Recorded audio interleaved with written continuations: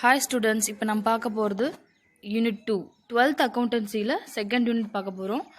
பாருங்கள், accounts of not for profit organisation அப்படின்னா என்னென்னா லாப நோக்கற்ற அமைப்புகளின் கணக்குகள் அப்படின்னு சொல்லுவாங்க. சரிங்களா? அதாவது நம்ம ப்ராஃபிட் மோட்டிவோடு இல்லாமல் என்ன பண்ணுவாங்க, ஃபார் எக்ஸாம்பிள் எல்லாம் ஒரு கம்பெனி ஸ்டார்ட் பண்ணுறோம் அப்படின்னா நம்ம என்ன பண்ணுவோம், இப்போ நான் வந்து ஒரு கம்பெனி ஸ்டார்ட் பண்ணுறேன், ஒரு 1 lakh போட்டு ஒரு ஏதாவது பிஸ்னஸ் ஸ்டார்ட் பண்ணுறேன். ஸோ நான் 1 lakh போட்டு அந்த பிஸ்னஸ் ஸ்டார்ட் பண்ணுறேன் அப்படின்னா என்னுடைய தாட் என்னவாக இருக்கும், எனக்கு இந்த 1 lakh வச்சு நிறையா பணம் என்ன அதை சம்பாதிக்கணும், எனக்கு நிறைய ப்ராஃபிட் வரணும், இந்த கம்பெனி நல்லபடியாக ரன் ஆகணும் அப்படின்னு சொல்லி ப்ராஃபிட் மோட்டிவோட தான் என்ன பண்ணுவேன் அப்படின்னா நான் வந்து ஆரம்பிப்பேன். சரிங்களா? ஆனால் இங்கே என்ன சொல்கிறாங்க அப்படின்னா accounts for not for profit ஆர்கனைசேஷன்னா ஒரு சில கம்பெனி வந்து ப்ராஃபிட் மோட்டிவோட என்ன பண்ண மாட்டாங்க அப்படின்னா பிஸ்னஸ் ஆரம்பிக்க மாட்டாங்க. ஸோ அதை பற்றி என்னன்னு பார்க்கலாம். ஃபர்ஸ்ட் ஒன் பாருங்கள், இன்ட்ரோடக்ஷன். சரிங்களா? இப்போ நாட் ஃபார் ப்ராஃபிட் ஆர்கனைசேஷனோட இன்ட்ரோடக்ஷன் என்னன்னு பார்க்கலாம். Some organization are established for the purpose of rendering services to the public without any profit motive அப்படின்னு சொல்கிறாங்க. ஸோ இதில் என்ன மீனிங் அப்படின்னா சம் ஆர்கனைசேஷன், சில நிறுவனம், சில அமைப்புகள் அப்படின்னு சொல்லுவாங்க. ஸோ அவங்க என்ன பண்ணுறாங்க அப்படின்னா ப்ராஃபிட் மோட்டிவோட என்ன பண்ண மாட்டாங்க, செயல்பட மாட்டாங்க அப்படின்னு சொல்கிறாங்க. ஸோ ஒரு சில கம்பெனி என்ன பண்ணுவாங்க, ப்ராஃபிட் வேணும் அப்படின்றதுக்காக அந்த தாட்டில் ஒர்க் பண்ணுவாங்க. நம்ம இன்வெஸ்ட் பண்ண பணம் நம்ம இன்வெஸ்ட்மெண்ட் பண்ண பணத்தோட அதிகமாக கிடைக்குன்னு சொல்லி சரி நிறைய பேர் ப்ராஃபிட் மோட்டிவோட ஒர்க் பண்ணுறது பார்த்துருக்கோம். சரிங்களா? ஆனால் இது ஒரு ப்ராஃபிட் மோட்டிவுக்காக இல்லாமல் பப்ளிக்கு சர்வீஸ் பண்ணுற மோட்டிவோட மட்டும்தான் என்ன பண்ணுவாங்க அப்படின்னா இந்த பிஸ்னஸ் வந்து நடக்கும் அப்படின்னு சொல்கிறேன். அதெல்லாம் பாருங்கள், சம் ஆர்கனைசேஷன் ஆர் எஸ்டாப்ளிஷ்ட் அப்படின்னா established for the purpose of rendering service to the public without any profit motive. சில கம்பெனி ப்ராஃபிட் மோட்டிவோடு இல்லாமல் பொதுமக்களுக்கு சேவை செய்யும் நோக்கத்துக்காக மட்டும்தான் என்ன பண்ணுவாங்க அப்படின்னா இந்த கம்பெனி ஆரம்பிப்பாங்க அப்படின்னு சொல்கிறாங்க. சரிங்களா? அடுத்தது, they may be created for the promotion of art, cultural, education, sports etcetera அப்படின்னு சொல்கிறாங்க. ஸோ இங்கே என்ன சொல்கிறோம் அப்படின்னா பாருங்கள் என்ன சொல்கிறாங்கன்ட்டு, art, culture, education, sports etcetera. So எதுக்காக சொல்கிறாங்கன்னா சில ஆர்கனைசேஷன் தான் என்னது ப்ராஃபிட் மோட்டிவோடு இல்லாமல் பொதுமக்களுக்கு சர்வீஸ் பண்ணுற மாதிரி ஒரு ஆர்கனைசேஷன் இருக்கும். ஸோ அது எந்த மாதிரி ஆர்கனைசேஷன் அப்படின்னா கலை, ஆர்ட் அப்படின்னா கலை, கல்ச்சர் அப்படின்னா பண்பாடு, எஜுகேஷன் வந்து கல்வி, ஸ்போர்ட்ஸ்னா என்னது விளையாட்டு, இந்த மாதிரி விளையாட்டுத்துறையாக இருக்கட்டும், இல்லை நம்ம வந்து கல்வித்துறையாக இருக்கட்டும், இவங்களாம் வந்து என்ன பண்ணுறாங்க அப்படின்னா ப்ராஃபிட் மோட்டிவ் இல்லாமல் தான் என்ன பண்ணுவாங்க அப்படின்னா இந்த மாதிரி பிஸ்னஸை பொதுமக்களுக்கு சேவை மாதிரி செய்வாங்க அப்படின்னு சொல்லுவாங்க. ஸோ ஒரு சில ஸ்கூல்ஸு, ஸ்போர்ட்ஸ் கிளப்லாம் பார்த்தீங்கன்னா அப்படி தானே இருக்கும். Next one, this organisation are called not for profit organisation. என்ன சொல்லுவாங்க அப்படின்னா இதை தான் என்ன பண்ணுவாங்க, இதுதான் லாபம் நோக்கமற்ற ஒரு ஆர்கனைசேஷன், ஒரு கம்பெனி அப்படின்னு சொல்கிறாங்க. ஸோ அப்படி தான் என்ன சொல்லுவாங்க அப்படின்னா இதுதான் நாட் ப்ராஃபிட் ஆர்கனைசேஷன். ஏன்னா ப்ராஃபிட் மோட்டிவ் எதுவுமே இல்லாமல் பப்ளிக்கு சர்வீஸ் பண்ணணும் அப்படின்ற ஒரு தாட்லேயே என்ன பண்ணுவாங்க அப்படின்னா இந்த ஆர்கனைசேஷன் ரன் பண்ணுவாங்க அப்படின்னு சொல்கிறாங்க. ஸோ அதுக்கு இதை ஃபார் எக்ஸாம்பிள் கொஞ்சம் கொடுத்துருக்காங்க பாரு, charitable institutions, educational institutions, cultural societies, sports and recreation club, hospitals, libraries and literary association. அதாவது என்னென்ன சொல்கிறாங்க பாருங்கள், சேரிட்டபிள் இன்ஸ்டிடியூஷன்ஸ் அப்படின்னா என்னக்குன்னு சொல்லுவாங்க, அது வந்து ஒரு அறக்கட்டளை நிறுவனம் அப்படின்னு சொல்லுவாங்க. ஸோ ஒரு மாதிரி அறக்கட்டளை நிறுவனம் அப்படின்னு சொல்லுவாங்க. நெக்ஸ்ட் எஜுகேஷன் இன்ஸ்டிடியூஷன்ஸ்னால் அது கல்வி சம்மந்தப்பட்டது. கல்ச்சுரல் சொசைட்டி அப்படின்னா பண்பாட்டு மன்றங்கள்லாம் இருக்குது பார்த்தீங்களா, அந்த மாதிரி. நெக்ஸ்ட் ஒன் ரீக்ரியேஷன், ஸ்போர்ட்ஸ்னால் அது நம்ம விளையாட்டுத்துறையில் இருக்காங்களோ அந்த மாதிரி. ரீக்ரியேஷன் கிளப்ஸு, ஹாஸ்பிட்டல்ஸு, லைப்ரரிஸ்னால் உங்களுக்கு தெரியும். சரி, லிட்ரரினா இந்த இலக்கியம் சம்மந்தப்பட்டதாக இருக்கும், அந்த மாதிரி லிட்ரரிஸ் அசோசியேஷன்ஸ்லாம் இருக்காங்க. ஸோ இதெல்லாமே என்னதுன்னா some of the example of not profit organisation அப்படின்னு சொல்கிறாங்க. அப்படின்னா என்னக்கண்ணே, அதாவது இந்த மாதிரி எக்ஸாம்ஸ்லாம் பார்த்தீங்க அப்படின்னா ஒரு நாட் ப்ராஃபிட் ஆர்கனைசேஷன் இது ஒரு எக்ஸாம்பிளாக சொல்லலாம் அப்படின்னு சொல்கிறாங்க. ஸோ இவங்களாம் அது நோக்கத்தோட செயல்பட மாட்டாங்க. சரிங்களா? இவங்களுக்கு ப்ராஃபிட் மோட்டிவ் கிடையாது, ஒன்லி சர்வீஸ் மோட்டிவ் தான் அப்படின்னு சொல்கிறாங்க. அடுத்தது பாருங்கள், they are also called as நான் ப்ராஃபிட் ஆர்கனைசேஷன் ஆர் நான் ட்ரேடிங் கன்சர்ன். ஸோ என்ன சொல்கிறாங்க, இதை வந்து நம்ம என்ன பண்ணலாம், இது ஒரு நான் ப்ராஃபிட் ஆர்கனைசேஷன் என்ன சொல்லலாம், நான் ட்ரேடிங் கன்சர்ன் கூட சொல்லலாம். ஸோ அது என்னது, ஒரு ஃபர்ஸ்ட் இப்போ ஒரு கம்பெனி எடுத்துக்கிட்டோம் அப்படின்னா ட்ரேடிங்னா எனக்கு வியாபாரம், ஒரு பிஸ்னஸ் இருக்குதுன்னா அதில் ஒரு ப்ராடக்ட் தயாரிக்கணும், அது வியாபாரம் பண்ணி நிறைய சேல்ஸ் பண்ணி அது நிறைய வந்து ப்ராஃபிட் கிடைக்கணுன்ட்டு தான் தாட்டில் ஒர்க் பண்ணுவாங்க. ஆனால் இதெல்லாம் இங்கே சொல்கிறாங்க நான் ட்ரேடிங் கன்சர்ன்னா என்னது, இது வந்து வியாபாரம் நோக்கமற்றது கூட இருக்காது. இது வந்து வியாபாரம் பண்ணி தான் நம்ம வந்து ப்ராஃபிட் மோட்டிவ் பண்ணுவோம், அதோட அந்த தாட்டில் தான் நாங்கள் போவோம் அப்படின்றதுலாம் இல்லை அப்படின்னு சொல்கிறாங்க. ஸோ இது ஒரு ப்ராஃபிட் மோட்டிவோட என்ன பண்ணுறாங்க, நடத்த மாட்டாங்க அப்படின்னு சொல்லுவாங்க. அதனால தான் என்ன சொல்றாங்க, நான் ப்ராஃபிட் ஆர்கனைசேஷனை நான் ட்ரேடிங் கன்சர்ன், வியாபார நோக்கமற்ற நிறுவனம் கூட சொல்லலாம் அப்படின்னு சொல்றாங்க. அடுத்தது, they raise funds through donation, grants from government of subscription from their members and soon. So இவங்களாம் எப்படி வந்து வசூல் பண்ணுவாங்க, எந்த மாதிரி வந்து இது பண்ணுவாங்க அப்படின்னு பார்த்தீங்கன்னா, ஃபர்ஸ்ட் ஒன் பாருங்க, டொனேஷன் என்னக்கன்னு சொல்லுவாங்க. ஸோ ஏதாவது நன்கொடை வாங்குறது, நம்ம ஏதாவது பண்ணுவோம், நம்ம கம்பெனிக்காக இது மாதிரி சொல்லி என்ன பண்ணுவோம், டொனேஷன் வாங்குவோம். ஸோ இப்போ நிறையா ஸ்ட்ரெஸ் வச்சுருக்காங்களே, ட்ரஸ்ட்லாம் என்ன பண்ணுவாங்க அப்படின்னா நிறையா வந்து வசூல் பண்ணுவாங்க. ஸோ இந்த மாதிரி அநாத ஆசிரமம், முதியோர்கள் இல்லம், ஸோ இந்த மாதிரிலாம் என்ன பண்ணுவாங்க, இந்த மாதிரி வெளியில் வந்து நீங்களே பார்த்துருப்பீங்க. ஸோ நிறையா வந்து அமௌண்ட் வயசாக இருக்கட்டும், இல்லை வேறு ஏதாவது உதவியாக இருக்கட்டும் நம்மக்கிட்ட கேட்பாங்க. ஸோ நம்ம என்ன பண்ணுவோம், அதை பண்ணுவோம். ஸோ அந்த மாதிரி இருக்கிறதா இருக்கட்டும், அப்போ மணி ஓரியன்டான டிரான்சாக்ஷன் அது நடக்கும் இல்லைங்களா. ஸோ அந்த மாதிரி அதே மாதிரி டொனேஷன்ஸ் வந்து நிறைய காரணத்துக்காக டொனேஷன் வந்து என்ன பண்ணுவாங்க அப்படின்னா வாங்குவாங்க. ஸோ அந்த மாதிரி கிராண்ட்ஸ் ஃப்ரம் கவர்மெண்ட் ஏதாவது நமக்காக இதை மானியம் வழங்குறது, சரி ஏதாவது ஒரு பெனிஃபிட்ஸ் நமக்காக செஞ்சு கொடுப்பாங்க அந்த மாதிரி. அப்புறம் சில உறுப்பினர் சொல்கிறாங்கன்னு, இப்போ வந்து சில பேர்த்துக்கு பார்த்தீங்கன்னா சப்ஸ்கிரிப்ஷன் ஃப்ரம் தர் மெம்பர்ஸ், சில உறுப்பினர்கிட்ட சங்கம்லாம் பார்த்துருக்கீங்க, மகளிர் சங்கம் இந்த மாதிரிலாம். ஸோ அந்த மாதிரிலாம் அவங்க கிட்ட என்ன பண்ணுவாங்க, சில சப்ஸ்கிரிப்ஷன்ஸ்லாம் சந்தா அப்படின்னு சொல்லுவாங்க. ஸோ அதெல்லாம் என்ன பண்ணுவாங்க, வசூல் பண்ணுவாங்க. இப்படி இந்த மாதிரி மணி ஓரியன்டட் டிரான்சாக்ஷன் நம்ம என்ன பண்ணுவோம் பாருங்கள். This concern must also maintain proper books of account. This concern must also maintain proper books of accounts. So இந்த மாதிரி ஒரு என்ன பண்ணுறது, நம்ம ஒரு டொனேஷன் வாங்கினாலும் சரி, கவர்மெண்ட் ஏதாவது நமக்கு ஒரு மானியம் கொடுத்தாலும் சரி, இல்லை நம்ம சில மெம்பர்ஸ் கிட்ட சப்ஸ்கிரிப்ஷன்ஸ் அந்த வாங்கினாலும் சரி, ஸோ அதெல்லாம் என்ன பண்ணோம், அதில் மணி ஓரியன்டான டிரான்சாக்ஷன் நம்ம கண்டிப்பாக என்ன பண்ணோம் அப்படின்னா ஒரு புக்ஸ் ஆஃப் அக்கௌண்ட்ஸில் ரெக்கார்ட் பண்ணி மெயின்டைன் பண்ணுறது தான் ஃபர்ஸ்ட் ஸ்டெப் இல்லைங்களா. அது வந்து பண்ணி ஆகும், அது ரொம்ப இம்பார்ட்டன்ட். ஸோ அது வந்து என்னது, இந்த நான் ப்ராஃபிட் ஆர்கனைசேஷனில் மெயின்டைன் பண்ணாதான். ஸோ எந்த மாதிரி எவ்வளோ டொனேஷன் வந்து கலெக்ட் பண்ணியிருக்கோம், கவர்மெண்ட்லேருந்து எவ்வளோ எவ்வளோ வந்து நமக்கு மானியம் வந்திருக்கு, எவ்வளோ சப்ஸ்கிரிப்ஷன் வசூல் பண்ணியிருக்கோம்னு சொல்லி எல்லாம் டீட்டெயிலாக என்ன பண்ணணும், எழுதி ஆகணும் அப்படின்னு சொல்கிறாங்க. பாருங்கள், they must account for all cash receipts and payments at the end of each accounting year. They must also prepare final accounts to ascertain the surplus or deficit and financial position. So இந்த மாதிரி நம்ம கண்டிப்பாக என்ன பண்ணணும், record பண்ணணும் சரிங்களா. Record பண்ணுறதால தான் நமக்கு ஒரு சில இன்ஃபர்மேஷன் இந்த கம்பெனி ஒரு நாள் தெரியும் அப்படின்னு சொல்கிறாங்க. ஸோ அது மட்டும் பாருங்கள், இதில் வந்து 2 ஆஸ்பெக்ட்ஸாக இருக்கும். ஒன்று என்னது, cash receipts R cash payment அப்படின்னு. அந்த ஒன்று கேஷ் நமக்கு உள்ளே வருது, இன்னொன்று என்னது நம்மளை விட்டு கேஷ் வெளியே போகுது. இந்த ரெண்டு ஆஸ்பெக்ட்ஸ் மட்டும் தான் என்ன பண்ணுவாங்க அப்படின்னா அவங்க என்ட்ரி பண்ணுவாங்க, வேறு எந்த ஒரு இதுவும் என்ட்ரி பண்ண மாட்டாங்க அப்படின்னு சொல்கிறாங்க. ஒன்று ரொக்கம் பெறுதல், இன்னொன்று அந்த ரொக்கம் செலுத்துதல், இந்த 2 ஆஸ்பெக்ட்ஸ் தான் பண்ணுவாங்க அப்படின்னு சொல்கிறாங்க. அதே மாதிரி என்ன பண்ணுறாங்க பாருங்க, ஒவ்வொரு பர்டிகுலர் இயர்லையும் வருவாங்க, ஈச் அக்கௌண்டிங் இயர். ஸோ இப்போ ஒவ்வொரு வருஷத்துக்கும் நம்ம என்ன பண்ணுவோம், ஒவ்வொரு 1 இயர் எடுத்துக்கிட்டோம் அப்படின்னா அந்த இயர் எண்டிங்கில் தான் என்ன பண்ணுவாங்கன்னா கணக்கு முடிப்போம் இல்லையா. ஸோ அந்த மாதிரி ஒரு பர்டிகுலர் இயருக்குள்ளே நம்ம என்ன பண்ணுவோம், நம்ம அக்கௌண்ட்டை க்ளோஸ் பண்ணக்குள்ள கண்டிப்பாக நம்ம என்ன must also prepared final accounts. இந்த இடத்துல ஃபைனல் அக்கௌண்ட்ஸ்னால் இறுதி கணக்குகள் அப்படின்னு சொல்லுவாங்க. ஸோ இறுதி கணக்கில் எனக்கு trading account, profit and loss account, balance sheet நான் ஆல்ரெடி சொல்லியிருக்கேன் இல்லையா. ஸோ இதை பற்றி நம்ம இன்னும் டீட்டெயிலாக பார்க்கலாம் அந்த யூனிட் சம்மந்தப்பட்ட யூனிட்ஸ் வரப்போ. ஸோ இது வந்து நான் ஆல்ரெடி சொல்லியிருக்கேன், அந்த அக்கௌண்டிங் சைக்கிளே சொல்லியிருக்கேன். So first one trading, profit and loss, balance sheet, இதெல்லாம் சேர்ந்தா தான் அது ஃபைனல் அக்கௌண்ட்ஸ். ஸோ இந்த மாதிரி ஃபைனல் அக்கௌண்ட்ஸ் கண்டுபிடிச்சாதான் நமக்கு என்ன பண்ணும் அப்படி நமக்கு என்ன தெரியும்னா சர்ப்ளஸ் ஆர் டெஃபிசிட் அப்படின்னு சொல்கிறாங்க. ஸோ சர்ப்ளஸ் அப்படின்னா நமக்கு எவ்வளோ பெனிஃபிட்ஸ், டெஃபிசிட்னா பற்றாக்குறை அப்படின்னு சொல்லுவாங்க. ஸோ நமக்கு ப்ராஃபிட் எவ்வளோ, லாஸ் எவ்வளோ அப்படின்றது நமக்கு தெரியும். இதில் நான் ப்ராஃபிட் ஆர்கனைசேஷனாக தெரியும். ஸோ அது மட்டும் இல்லாமல் ஃபைனல் அக்கௌண்ட்ஸ் வரைக்கும் கிரியேட் பண்ணுறது மூலிமா அந்த நாட் ப்ராஃபிட் ஆர்கனைசேஷனோட ஃபினான்சியல் பொசிஷன் எப்படி போயிட்டுருக்குன்னு நமக்கு தெரியும் அப்படின்னு சொல்கிறாங்க சரிங்களா. நெக்ஸ்ட் பார்க்கலாம். இப்போ ஒன்று இதில் ஒரு மெயினாக தெரிஞ்சுக்க வேண்டிய விஷயத்தை மட்டும் பார்க்கணும். அண்ட் முதல்ல நான் ப்ராஃபிட் ஆர்கனைசேஷன், அதாவது நாட் ஃபார் ப்ராஃபிட் ஆர்கனைசேஷன் அப்படின்னு என்னது, அதாவது இந்த நாட் ஃபார் ப்ராஃபிட் ஆர்கனைசேஷன் ஒரு ப்ராஃபிட் மோட்டிவோட என்ன பண்ண மாட்டாங்க, செயல்பட மாட்டாங்க. சரிங்களா? இவங்க பப்ளிக்கு சர்வீஸ் பண்ணுற மோட்டிவோட தான் என்ன பண்ணுவாங்க, அந்த ஆர்கனைசேஷனை ரன் பண்ணுவாங்க அப்படின்றத மட்டும் ஞாபகம் வச்சுக்கோங்க. Next one,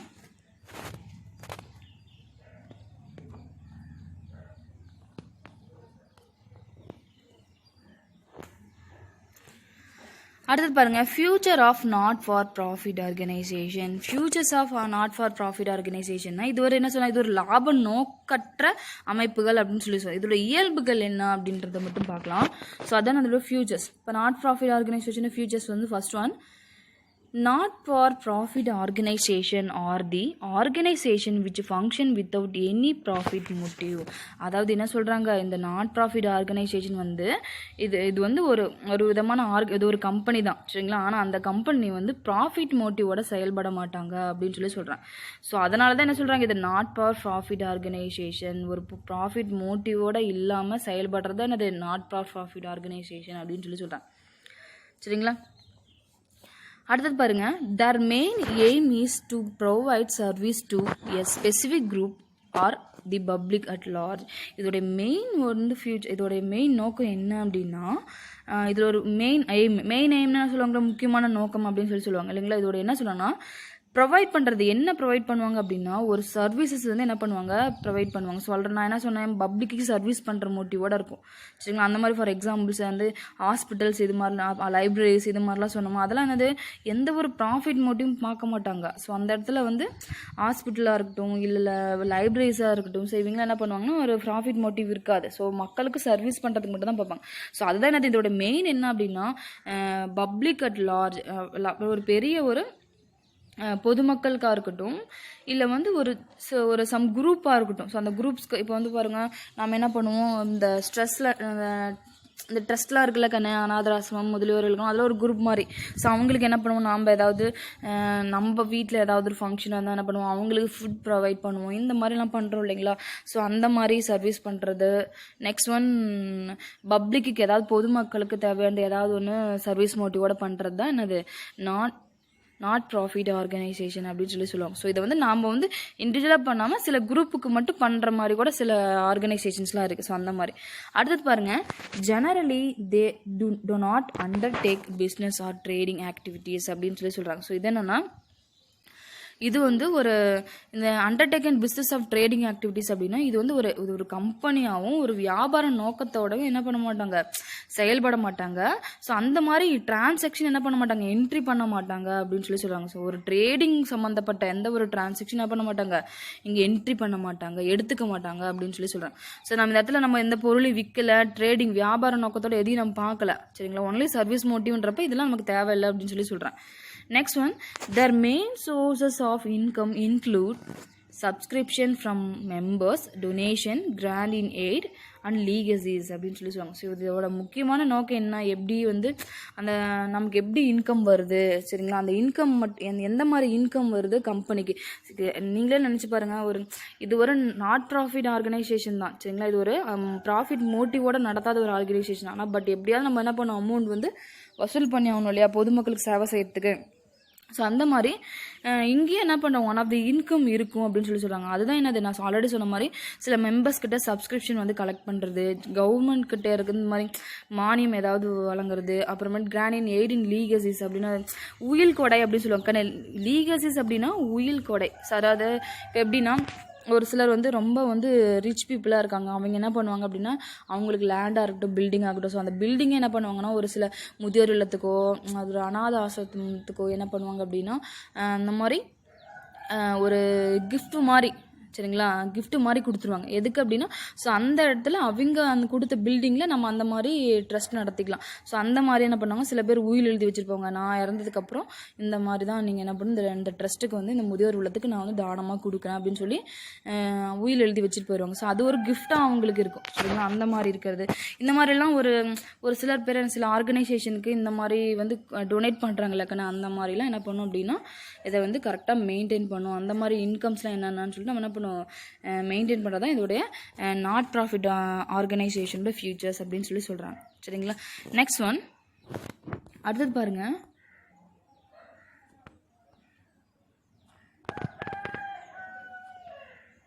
At the end of the accounting period, the following final accounts are prepared by not for profit organization. So இந்த ஒவ்வொரு பர்டிகுலர் இயர்லையும் அந்த எண்டுக்கு வரக்குள்ள ஒவ்வொரு இயரும் எண்டுன்னு ஒன்று இருக்கும் இல்லைங்களா? ஸோ அந்த இயர் எண்டில் நம்ம என்ன பண்ணுவோம் அப்படின்னா ஃபைனல் அக்கௌண்ட்ஸ் ப்ரிப்பேர் பண்ணுவோம் அப்படின்னு சொல்கிறாங்க. ஸோ அதுக்கு பாருங்கள், நாட் ப்ராஃபிட் ஆர்கனைசேஷனில் எந்த மாதிரி அக்கௌண்ட்டை வந்து நம்ம வந்து ப்ரிப்பேர் பண்ணுவோம் அப்படின்றது தான். சரிங்களா? அதில் first one receipts and payment account. நம்ம அதாவது 3 மெத்தட் பார்க்க போகிறோம் இந்த யூனிட்டை பொறுத்த வரைக்கும். ஃபர்ஸ்ட் மெத்தட் பார்த்தீங்க அப்படின்னா receipts and payment account. Receipts and payment account அப்படின்னா பெறுதல்கள் மற்றும் செலுத்துதல்கள் அப்படின்னு சொல்லுவோம். ஸோ ரெசிப்ட்ஸ்னா அது நமக்கு கேஷ் உள்ள வருது, பேமெண்ட் அப்படின்னு நம்மள விட்டு கேஷ் வெளியே போகுது. இந்த 2 ஆஸ்பெக்ட்ஸ் தான் வர எந்த ஒரு டிரான்சாக்ஷன் எடுத்துக்க மாட்டாங்க. ஒன்றும் நமக்கு உள்ள கேஷ் வருதா, அது பேங்க் ரிலேட்டடாக இருக்கட்டும், எந்த மாதிரி வேணா இருக்கட்டும், எனக்கு கேஷ் உள்ள வருது என்கிட்ட, இன்னொன்று என்னை விட்டு கேஷ் வெளியே போகுது, அந்த மாதிரி மட்டும்தான் என்ன பண்ணுவாங்க அப்படின்னா எடுத்துக்குவாங்க அப்படின்னு சொல்கிறாங்க. ஸோ அது ஃபர்ஸ்ட் ஸ்டெப், அந்த மாதிரி அக்கௌண்ட்டை கிரியேட் பண்ணுவாங்க. Next one income and expenditure account அப்படின்னு சொல்லி ஒன்று இன்கம்னா அப்படின்னா நமக்கு வருவாய் அப்படின்னு சொல்லுவாங்க. ஸோ நமக்கு ஏதாவது மூலிமா வருமானம் உள்ள வரும் இல்லையா. நம்ம எக்ஸ்பெண்டிச்சர் அப்படின்னா அதை செலவு பண்ணுவோம் இல்லையா. ஒன்று கேஷ் வந்து நம்ம இன்கமாக ஏதாவது நமக்கு உள்ள வரும், இன்னொன்று என்ன பண்ணுவோம் ஏதாவது செலவு பண்ணியிருப்போம். ஸோ அந்த மாதிரி. Next one balance sheet. Balance sheet அப்படின்னா இது எல்லாம் ஓவராலாக நான் எல்லா இன்ஃபர்மேஷன் எல்லா கிடைக்கக்கூடிய ரிசல்ட்டை வச்சு நம்ம லாஸ்ட்டாக என்ன பண்ணுவோம் பேலன்ஸ் ஷீட் கிரியேட் பண்ணுவோம். சரிங்களா? அந்த பேலன்ஸ் ஷீட் தான் ஃபினான்ஷியல் பொசிஷன் என்னன்னு தெரிஞ்சுக்கிறதுக்காக தேர்ட் ஸ்டெப் என்ன பண்ணுறோம் பேலன்ஸ் ஷீட் கிரியேட் பண்ணுறோம் அப்படின்னு சொல்கிறாங்க. சரிங்களா? அடுத்தது பாருங்க, not profit organization registered under section 8 of the Indian Companies Act 2013 are required to prepare their income and expenditure account and balance sheet as per schedule 3 to the Indian Companies Act 2013. So இங்கே என்ன சொல்கிறாங்க அப்படின்னா பாருங்க, Indian companies act 2013 பிரகாரம் Indian companies act 2013 பிரகாரம் என்ன சொல்கிறாங்க அப்படின்னா அதாவது சப்செக்ஷன் அண்டர் செக்ஷன் 8 பிரகாரம் என்ன சொல்கிறாங்க அப்படின்னா இது ஒரு நாட் ப்ராஃபிட் ஆர்கனைசேஷன் அப்படின்னு சொல்கிறாங்க. ஸோ நாட் ப்ராஃபிட் ஆர்கனைசேஷனில் அதோட இன்கம் அண்ட் எக்ஸ்பெண்டிச்சர் அக்கௌண்ட்டாக இருக்கட்டும், பேலன்ஸ் ஷீட்டாக இருக்கட்டும், அதை வந்து என்ன சொல்லுவாங்க அப்படின்னா இந்தியன் கம்பெனிஸ் ஆக்ட் 2013 ஷெட்யூல் 3 பிரகாரம் என்ன பண்ணுவாங்க அப்படின்னா ப்ரிப்பேர் பண்ணுவாங்க அப்படின்னு சொல்கிறாங்க. கணக்கு நல்லா கவனிச்சிக்கோ, 1 மார்க்கில் கூட கேட்க வாய்ப்பு இருக்குது. இந்தியன் கம்பெனிஸ் ஆக்ட் 2013 பிரகாரம் நாட் ப்ராஃபிட் ஆர்கனைசேஷனோட income and expenditure account create பண்ணுறோம் இல்லையா, அதுவும் நெக்ஸ்ட் ஒன் பேலன்ஸ் ஷீட் வரைக்கும் என்ன பண்ணுவோம் ப்ரிப்பேர் பண்ணுவோம். ஸோ அதை எது பிரகாரம் ப்ரிப்பேர் பண்ணுறாங்க அப்படின்னா ஷெட்யூல் 3 இந்தியன் கம்பெனிஸ் ஆக்ட் 2013 பிரகாரம் என்ன பண்ணணும்னா ப்ரிப்பேர் பண்ணணும் அப்படின்னு சொல்கிறாங்க. So next receipts and payment account. Receipts and payment அக்கௌண்ட்டில் அப்படின்னா பெறுதல்கள் மற்றும் செலுத்துதல் கணக்கு அப்படின்னு சொல்லுவோம்.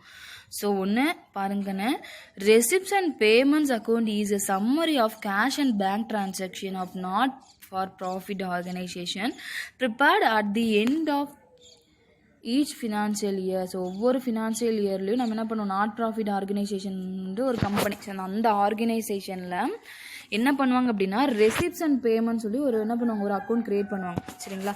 பாருங்கள், அதாவது நாட் ப்ராஃபிட் ஆர்கனைசேஷன் வந்து ஒவ்வொரு பர்டிகுலர் இயர்லையும் அந்த எண்டில் என்ன பண்ணுவாங்க அப்படின்னா ரெசிப்ட்ஸ் அண்ட் பேமெண்ட்ஸ் அக்கௌண்ட்டை ப்ரிப்பேர் பண்ணுவாங்க. அந்த இடத்துல என்ன சொல்ல வராங்க அப்படின்னா என்னது cash transaction R bank transaction ஏதாவது இருந்தால் அதை என்ன பண்ணுவாங்க, அதை நம்ம அந்த ரெசிப்ட்ஸ் அண்ட் பேமெண்ட்ஸில் வந்து என்ன பண்ணுவாங்க அதை வச்சு தான் ப்ரிப்பேர் பண்ணுவாங்க அப்படின்னு சொல்கிறாங்க. இந்த இடத்துல ரெசிப்ட்ஸ் அப்படின்றது நமக்கு கேஷாக இருக்கட்டும் இல்லை பேங்க் டிரான்சாக்ஷனாக இருக்கட்டும், நமக்கு கேஷ் உள்ள வருதா அது என்னது ரெசிப்ட். நம்ம என்ன பண்ணுறோம் பேங்க்கில் மற்றவங்களுக்கு அமௌண்ட் வந்து ட்ரான்ஸ்ஃபர் பண்ணாலும் சரி, இல்லை நம்ம கிட்ட இருக்க கேஷ் ஏதாவது பொருள் வாங்குறதுக்கு செலவு பண்ணாலும் சரி. சரிங்களா? அது என்னது பேமெண்ட்ஸ். ஒன்று எனக்கு கேஷ் உள்ளே வரணும், இன்னொன்று என்னது கேஷ் என்னை விட்டு வெளியே போகணும். ஸோ இந்த மாதிரி டிரான்சாக்ஷன் தான் அதில் என்ட்ரி பண்ணுவாங்க, நான் ஆல்ரெடி சொல்லியிருக்கேன்.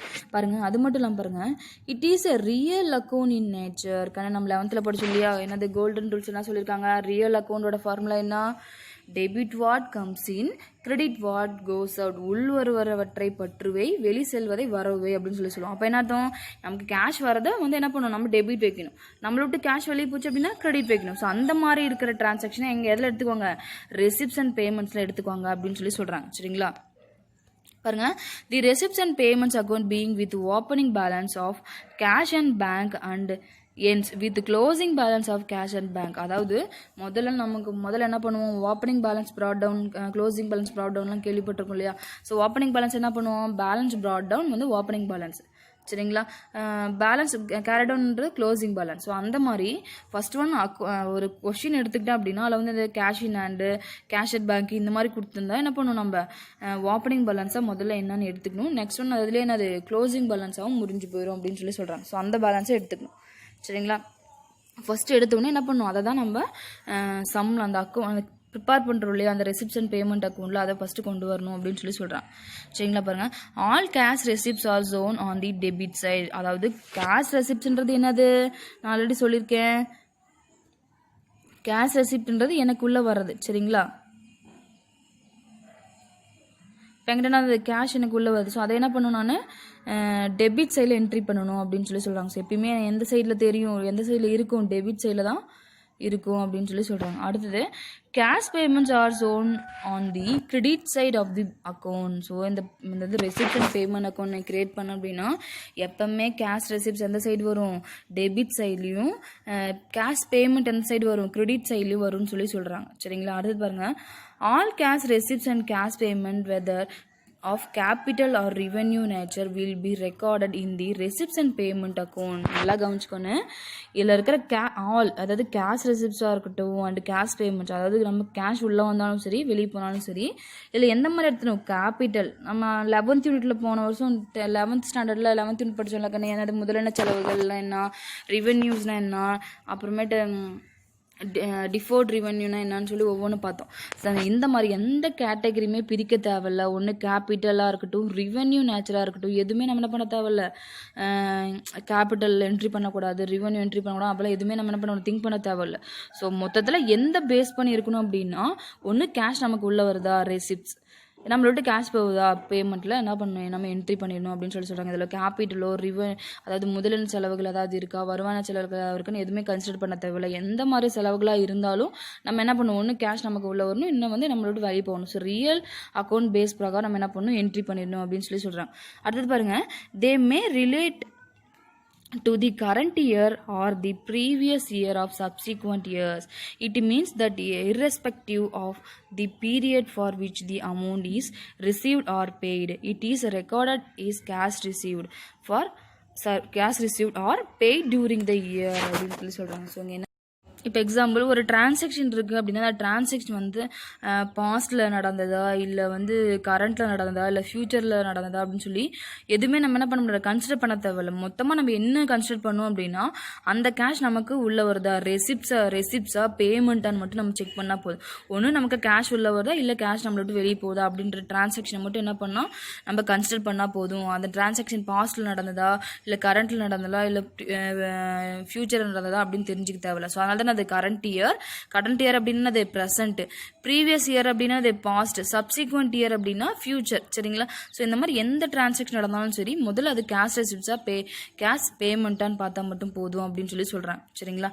அதில் பாருங்க, நெக்ஸ்ட் பாருங்க, non cash items such as depreciation, outstanding expenses and accrued income are not shown in the receipts and payment account. நல்லா கவனிச்சிக்கோ, இந்த நான் கேஷ் ஐட்டம்ஸ் வந்து என்ன அப்படின்னா, depreciation, outstanding expenses and accrued income not shown in the receipts and payments அப்படின்னு சொல்கிறாங்க. So இந்த இடத்துல என்ன சொல்கிறாங்க, டெப்ரிசியேஷன் அப்படின்னு என்ன சொல்லியிருக்கேன், தேய்மானம். சரிங்களா. அவுட்ஸ்டாண்டிங் எக்ஸ்பென்சஸ் அப்படின்னா ஏதாவது கொடுபட வேண்டிய செலவுகள் அப்படின்னு நான் சொல்லியிருக்கேன். ஸோ ஏதாவது நமக்கு தர வேண்டியது இருக்கும், அது சேலரியாக இருக்கட்டும், வேஜஸாக இருக்கட்டும், ஏதாவது சம்திங். ஸோ அந்த மாதிரி அவுட்ஸ்டாண்டிங் எக்ஸ்பென்சஸ் இருந்தாலும் சரி. நெக்ஸ்ட் ஒன்று அக்யூட் இன்கம்னா அதை பெற வேண்டிய வருமானங்கள். ஸோ நம்ம கொடுத்து நமக்கு ஏதாவது இன்கம் ஏதாவது வர வேண்டியது இருக்கணும், அதெல்லாம் என்ன பண்ணோம் அப்படின்னா ரெசிப்ட்ஸ் அண்ட் பேமெண்ட்ல என்ன பண்ண மாட்டாங்க, கண்டிப்பாக எடுத்துக்க மாட்டாங்க அப்படின்னு சொல்கிறாங்க. அதனால not shown in the receipts and payments account அப்படின்னு சொல்கிறாங்க. ஸோ இதை நல்லா கவனிச்சுக்கோங்க, இது ரொம்ப முக்கியம். ஸோ நம்ம என்னென்ன எடுத்துக்கூடாது, டெப்ரிசியேஷன் எடுத்துக்கூடாது, அவுட்ஸ்டாண்டிங் எக்ஸ்பென்சஸ், அக்யூட் இன்கம், இதெல்லாம் நம்ம என்னக்கூடாது, receipts and payment account prepare பண்ணக்குள்ள இது எடுத்துக்கக்கூடாது அப்படின்னு சொல்கிறாங்க. சரிங்களா. அடுத்தது steps in preparations of receipts and payment. சரிங்களா. சரி, இந்த மாதிரி ஸ்டெப்ஸ் அப்படின்னு என்ன சொல்லலாம், நம்ம அது வந்து அதோடைய எப்படி வந்து நம்ம receipts and payment account prepare பண்ணுறது அப்படின்றது தான். அதில் ஃபர்ஸ்ட் ஒன் பாருங்க, record the opening balance of cash in hand and favorable bank balance on the debit side. of receipts and payments account. If there is bank overdraft, it must be recorded on the credit side. அதாவது opening balance cash in ஹேண்டாக இருக்கட்டும் இல்லை cash at பேங்காக இருக்கட்டும் சரிங்க, அது favourable bank பேலன்ஸாக இருந்தாலும் சரி சரிங்களா, அது எந்த சைடு வரும்? Debit side. நம்ம எப்பயுமே அது ஓப்பனிங் பேலன்ஸ் என்ன பண்ணுவோம்? டெபிட் சைடு இந்த இடத்துல கொண்டு வரணும். எந்த சைடு? டெபிட் சைடில் ஓப்பனிங் பேலன்ஸ் ஏதாவது இருந்தால் அது cash in bank cash in hand இந்த மாதிரி கொடுத்துருந்தாங்க அப்படின்னு நம்ம என்ன பண்ணுவோம்? டெபிட் சைடில் கொண்டு வரணும். அது என்னது? ரெசிப்ட்ஸ் அக்கௌண்ட்டில் கொண்டு வரணும் அப்படின்னு சொல்கிறாங்க சரிங்களா. இதை பாருங்க, if there is bank overdraft it must be recorded on the credit side அப்படின்னு சொல்கிறாங்க. சரி, அது பேங்க் ஓவர் டிராஃப்ட் ஏதாவது வங்கி மேல்வரை பற்று ஏதாவது இருந்துச்சு அப்படின்னா அது என்ன பண்ணும்? நம்ம கிரெடிட்ஸில் கொண்டு வரும். ஸோ நம்ம சம் பார்த்தோம் அப்படின்னா இன்னும் கொஞ்சம் கிளியராக புரியும். ஸோ எந்த மாதிரி ஸ்டெப்ஸ் மட்டும் வரும் அப்படின்றது பார்த்துக்கோம். ஃபர்ஸ்ட் ஒன், ரெசிப்ட்ஸ் அண்ட் பேமெண்ட்டில் என்ன பண்ண போகிறோம்? டெபிட் சைடில் நம்ம கேஷ் இன் ஹேண்டாக இருக்கட்டும் இல்லை கேஷ் அட் பேங்காக இருக்கட்டும் அதை என்ன பண்ணணும்? நம்ம டெபிட்ஸில் என்ட்ரி பண்ணணும். நெக்ஸ்ட் ஒன் பார்த்துக்கோங்க, பேங்க் ஓவர் டிராஃப்ட் ஏதாவது வந்தது அப்படின்னா அந்த கிரெடிட் சைடு வந்து என்ன பண்ணுவோம்? ரெக்கார்ட் பண்ணும், ஐ மீன் என்ட்ரி பண்ணும் அப்படின்னு சொல்கிறாங்க. எதில்? ரெசிப்ட்ஸ் அண்ட் பேமெண்ட் அக்கௌண்ட்டில். ரெசிப்ட் சைடு வந்து கேஷ் இன் ஹேண்ட், திரும்ப சொல்கிறார், ரெசிப்ட்ஸ் வந்து cash in hand cash at பேங்க்கில் அந்த பக்கம் என்னது? Debit side. பேமெண்ட் வந்து என்ன பண்ணும்? பேமெண்ட் அக்கௌண்ட்டில். கிரெடிட் சைடு வந்து over draft, bank over draft வந்ததுன்னா கிரெடிட் சைடு என்ட்ரி பண்ணணும். Next one, actual cash receipts during the year are recorded on the debit side and actual cash payment during the year are recorded on the credit side. So என்ன சொல்கிறாங்க? ஒரு particular இயர்லேயும் என்ன பண்ணுறாங்க? எப்போவுமே அதாவது cash ரெசிப்ட்ஸில் வந்து என்ன, கேஷ் ரெசிப்ட்ஸ் வந்து ஒரு டெபிட் சைட்லேயும் கேஷ் பேமெண்ட் வந்து கிரெடிட் சைட்லையும் தான் என்ட்ரி பண்ணுவோம். ஸோ அந்த ஃபார்மேட் பார்த்தா அப்படின்னா சம் போடுவில்லை என்ன பண்ணுவோம்? பர்டிகுலர் இயர் அமௌண்ட் போடுவாங்களா அந்த மாதிரி டெட்டார் சைடில் என்ன பண்ணுறோம்? நம்ம ரெசிப்ட்ஸ் அக்கௌண்ட் ரெசிப்ட்ஸ் அப்படின்னு சொல்லி எழுதுவோம். கிரெடிட் சைடில் பேமெண்ட் சொல்லி எழுதுவோம் அப்படின்னு சொல்கிறாங்க. அதை தான் இங்கே சொல்கிறாங்க. நெக்ஸ்ட் தேர்ட் பார்த்தீங்க அப்படின்னா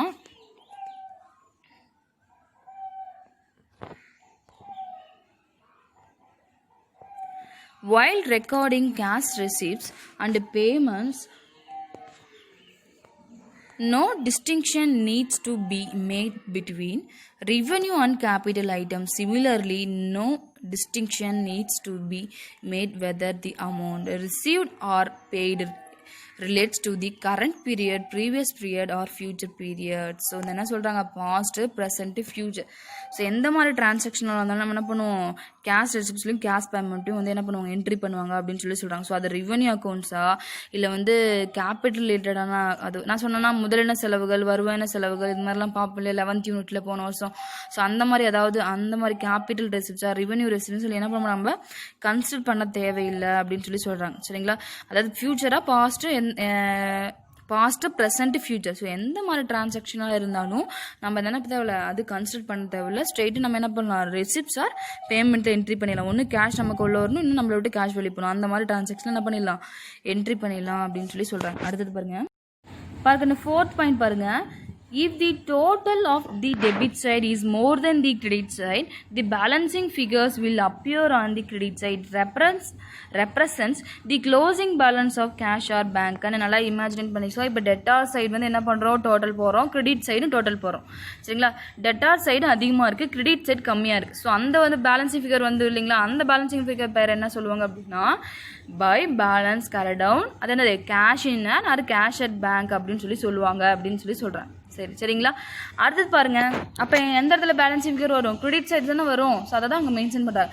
if the total of the debit side is more then the credit side சரிங்களா. கிரெடிட் சைடோட என்னது? டெபிட் சைடு வந்து அமௌண்ட் அதிகமாக இருந்தது அப்படின்னா நம்ம என்ன பண்ணுவோம்? கிரெடிட் சைடில் இருப்பு கட்டணும். அதாவது அந்த பேலன்ஸ் போடுவோம் இல்லையா, அந்த பேலன்ஸ் போட்டோம் அப்படின்னா அதுக்கு என்ன வைப்போம்? நம்ம ஒரு நேம் சொல்லுவோம்ல, என்ன சொல்லுவோம்? Balance carry down. அதுக்கு என்னது? Cash in hand or cash at பேங்க்னு சொல்லி என்ன பண்ணுவோம்? அந்த பேலன்சிங் ஃபிகர் வேல்யூக்கு நம்ம cash in or cash at பேங்க்னு சொல்லி மென்ஷன் பண்ணுவோம் அப்படின்னு சொல்கிறாங்க சரிங்களா. அடுத்தது அடுத்த பாருங்க fifth, if the total of the credit side is more then the debit side சரிங்களா. அப்போ என்ன பண்ணுவாங்கன்னு சொல்கிறாங்க? அதாவது இப்போ நம்ம பார்த்தோமா டெபிட் சைடை விட கிரெடிட் சைடு கம்மியாக இருக்குது. ஆனால் இங்கே என்ன சொல்கிறாங்க? கிரெடிட் சைடு அதிகமாக இருக்குது, டெபிட் சைடு கம்மியாக இருக்குது அப்படின்னு சொல்கிறாங்க. அப்போ என்ன பண்ணுவாங்க அப்படின்னா அந்த பேலன்சிங் ஃபிகருக்கு will appear on the debit side. So என்ன பண்ணுறோம்? டெபிட் சைடு தானே பேலன்ஸ் ஃபிகர் ஷார்ட்டேஜ் கிடைக்கும்.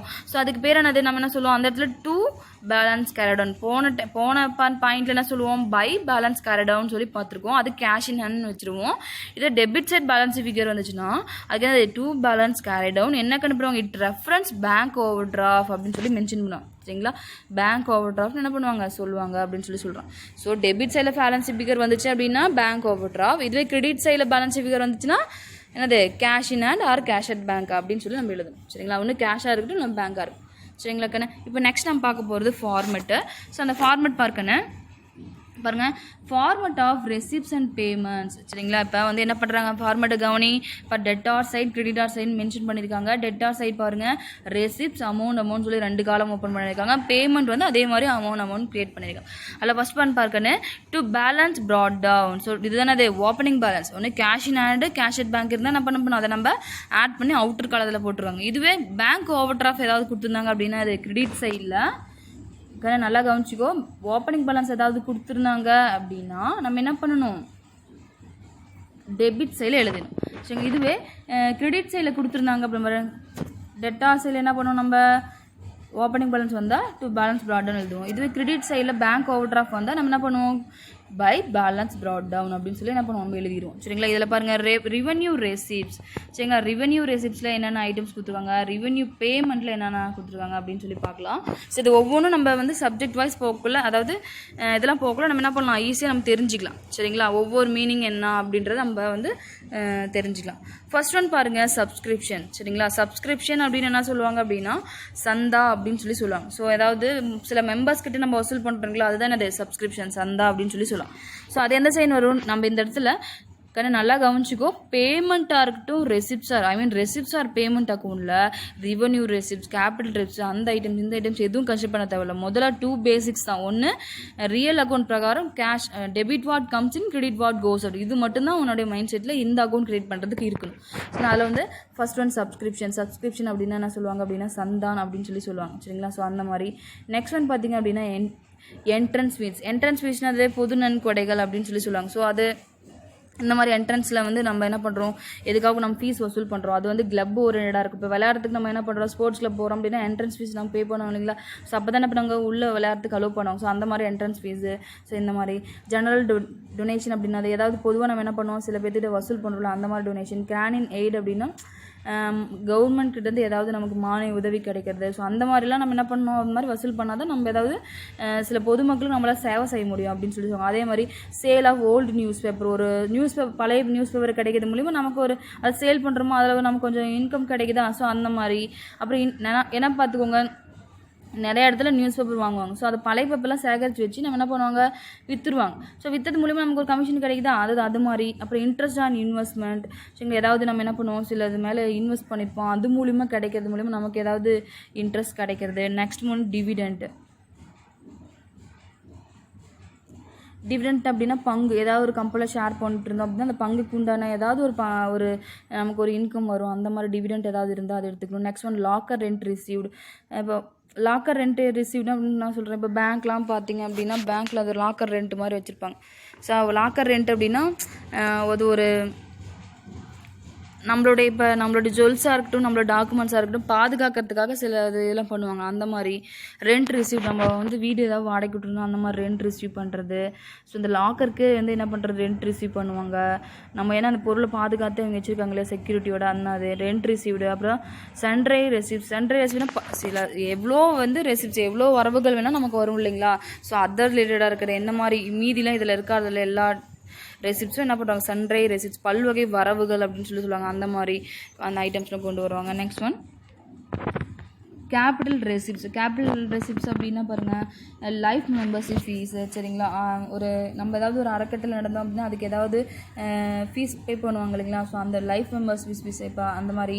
அடுத்தது டொனேஷன்ஸ் ஃபார்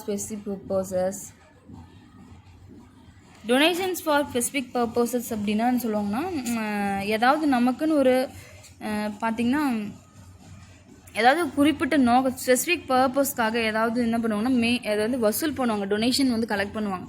ஸோ அந்த மாதிரி இப்போ வந்து நான் வந்து ஒரு ட்ரஸ்ட் ஆரம்பிக்கிறேன் அப்படின்னா அந்த ட்ரஸ்ட்டுக்கு ஏதாவது நம்ம மெயினாக வந்து இந்த பர்பஸ்க்கு தான் நான் வசூல் பண்ணுறேன் அப்படின்னு சொல்லி நம்ம டொனேஷன் மாதிரி வாங்குவோம் இல்லையா, கம்பெனிஸாக இருக்கட்டும், பெரிய பெரிய லெவலில் இருக்கிற கம்பெனிஸ்லாம் நம்ம டொனேஷன் அவங்க டொனேட் பண்ணுவாங்க, அந்த மாதிரி இருக்கிறது. லீகசிஸ் அப்படின்ட்டு நான் ஆல்ரெடி சொல்லியிருக்கேன், அது ஒரு கிஃப்ட்.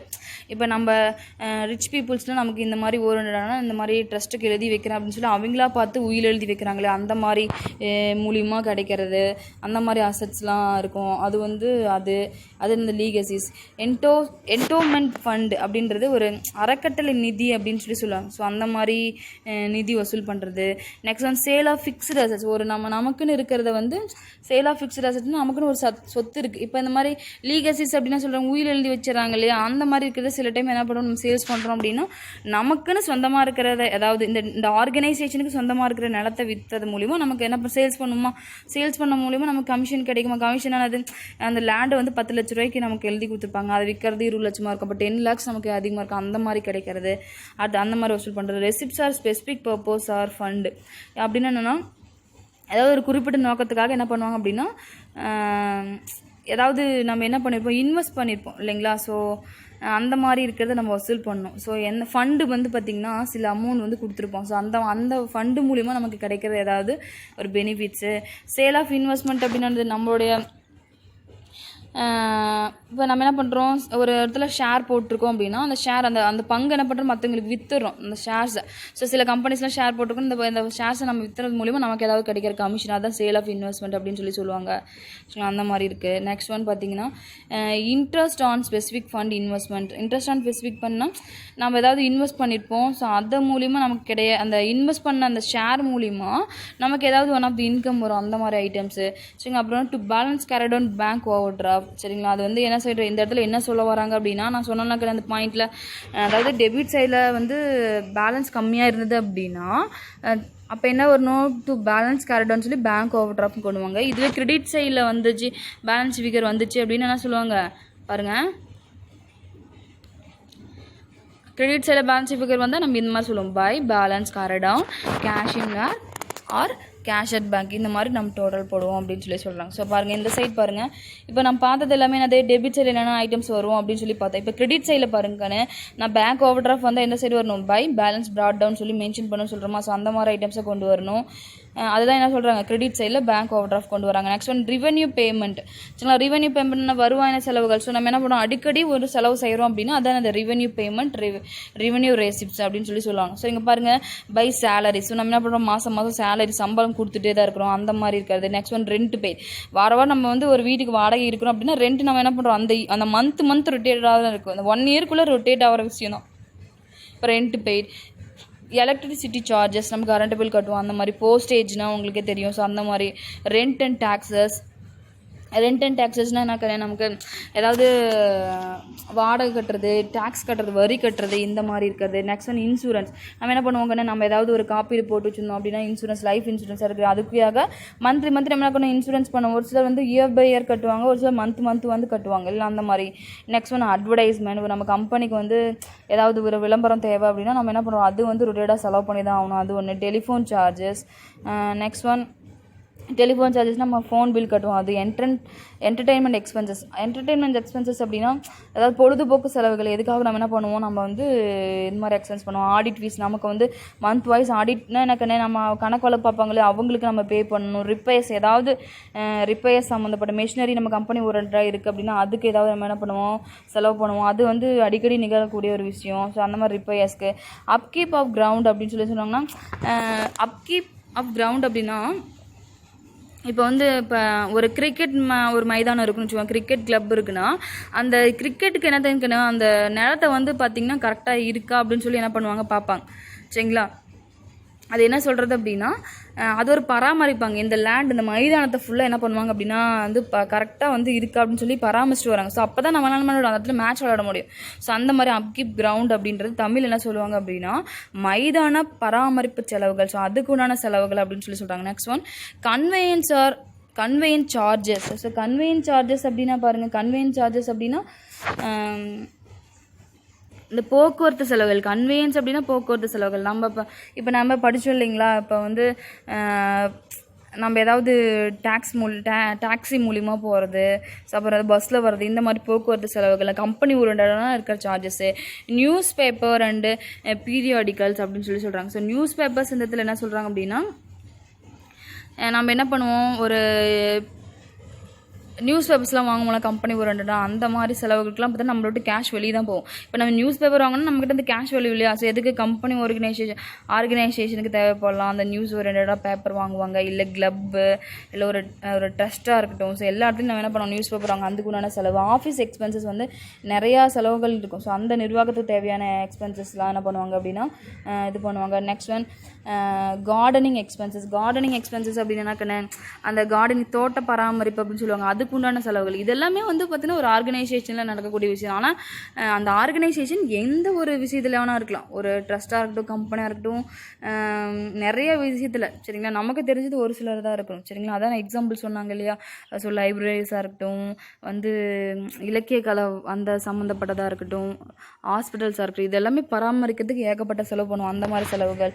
ஸோ அது மட்டும் இல்லாமல் கார்டனிங் எக்ஸ்பென்சஸ், தோட்ட பராமரிப்புன்னு சொல்லிட்டு அது சன்ட்ரி எக்ஸ்பென்சஸ் அப்படின்னா இது மாதிரி நிறையா செலவுகளுக்கு என்ன பண்ணுவோம் அப்படின்னா நம்ம விட்டு கேஷ் வெளியே தான் போகும். ஸோ அந்த மாதிரி இருக்கிற ஐட்டம்ஸில் என்ன பண்ணணும், கிரெடிட்ஸில் கொண்டு வரணும் அப்படின்னு சொல்கிறாங்க. Next one capital payment. Capital payment அப்படின்னா நம்மளுடைய ஃபிக்ஸ்டு அசட், நிலை சொத்துக்கள் ஏதாவது இருந்துச்சு அப்படின்னா அது நம்ம வாங்குறோம் அப்படின்னு நம்ம விட்டு என்ன பண்ணுறோம், கேஷ் வெளியே போகுதா அந்த மாதிரி.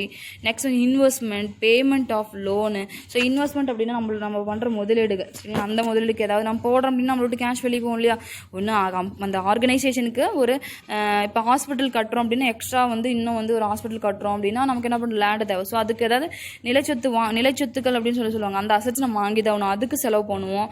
இன்வெஸ்ட்மெண்ட் ஏதாவது மூலிமா நம்ம கம்பெனியோட இன்வெஸ்ட் பண்ணால் நம்ம ஏதாவது பப்ளிக் சர்வீஸ் பண்ணுறதுக்கு ஏதாவது கொஞ்சம் யூஸ்ஃபுல் ஆகும் அப்படின்னு சொல்லி சில கம்பெனி மேலேயோ இல்லை ஒரு ஷேர்ஸ் மேலேயோ கம்பெனியில் ஒரு ஷேர் அலாட் பண்ணுவாங்க, அது மேலே என்ன பண்ணுவாங்க, சில இன்வெஸ்ட் பண்ணுவாங்க, இல்லையா கம்பெனிக்கு ஒரு இன்வெஸ்ட் பண்ணுவாங்க ஏதாவது. ஸோ அந்த மூலியமாக கிடைக்கிற ஒரு இன்கம் வரும் இல்லைங்களா. அதுக்காக நம்ம என்ன பண்ணுறோம், சில அமௌண்ட்டை நம்ம கொடுத்தாகணும். அப்போ நம்மள்ட்ட என்ன பண்ணுறது, கேஷ் வெளியே போகுது. Next one repayment of loan சரிங்களா. இப்போ நம்ம யார்ட்டையாவது ரீபேமெண்ட் ஆஃப் லோன் அப்படின்னா கவனி. இப்போ நம்ம யார்ட்டையாவது கடன் வாங்கியிருக்கோம், இப்போ நம்ம ஒரு ஆர்கனைசேஷனுக்கு ரன் பண்ணுறதுக்கு சில பேர்த்து யார்ட்டா கடன் வாங்கியிருக்கணும், அந்த கடனை திருப்பி தரணும் இல்லையா. அந்த மாதிரி தரக்குள்ளே நம்மளோட கேஷ் வெளியே போகிறது. ஸோ இந்த மாதிரி ஐட்டம்ஸ் எல்லாமே எந்த சைடு வரணும், கிரெடிட் சைடு பேமெண்ட் அக்கௌண்ட்டில் வரும், பேமெண்ட் சைடு வரும் அப்படின்னு சொல்லி சொல்கிறேன். ஸோ பேமெண்ட் சைடில் வர பேலன்ஸிங் ஃபிகரை தான் என்ன சொல்லுவாங்க அப்படின்னா பை பேலன்ஸ் கேரிட் ஆன் அப்படின்னு சொல்லுவாங்க. அந்த கிடைக்கக்கூடிய ஆன்சர் தான் என்னது, cash in and cash at bank அப்படின்னு சொல்லி மென்ஷன் பண்ணி 2 டோட்டல் பண்ணி இந்த வேல்யூ போடுவாங்க அப்படின்னு சொல்லி சொல்கிறாங்க சரிங்களா.